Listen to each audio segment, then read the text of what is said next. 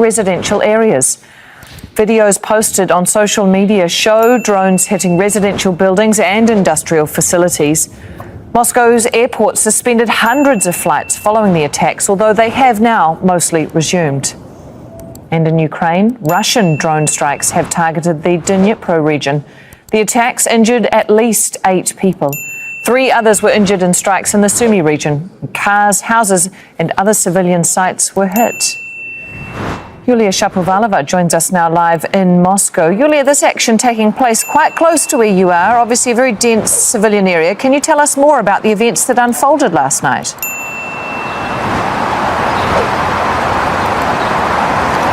Well, that's right. Ukraine gave Muscovites a hard time over last night, and early in the morning, tens of thousands of people are still reeling from the attacks. Moscow came under fire from different directions, from the northwest, southwest, the northeast, as well as southeast. The work of air defenses was heard in many residential areas. There were sounds of cannons and then loud explosions when the drones were hit and destroyed. People couldn't sleep. Many were and are still terrified. So if we talk about Moscow, as you say, more than 130 drones were destroyed. These are the figures that we have here. And in and around Moscow, 3 people have been killed. And from 12 to 16 people, there are conflicting reports, have been injured in Moscow. The drones were targeting the Kapotnya oil refinery. Several people were injured there too. In the Putilova district, a drone hit a building and 8 apartments were damaged. In the town of Istra and Narofomensk, there were also damage caused to houses and cars. In Sheremetyevo airport, drone debris fell on the Sheremetyevo airport, and as you mentioned, all the airports around Moscow were suspended. So it was indeed a very, very turbulent night and morning. One can imagine. Yulia, has there been any response from the Kremlin?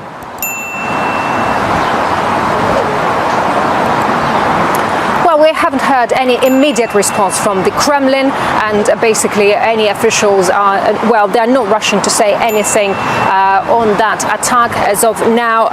We've heard from the defense ministry information. Okay, my producer is sharing some information with me. Okay, we just heard from the foreign ministry spokeswoman Maria Zakharova. She basically called the massive attack on Moscow and on Russia last night a terrorist act, and basically she mentioned that peaceful civilians were actually targeted. So according to the Russian Ministry of Defense, more than 1,000 drones were hit and intercepted, not just in Moscow but throughout Russia, as well as 6 marine drones and a HIMARS rocket, as well as a Ukrainian Flamingo missile. So as I said, it was a very turbulent night, but actually talking about authorities, they're not rushing to comment on the situation.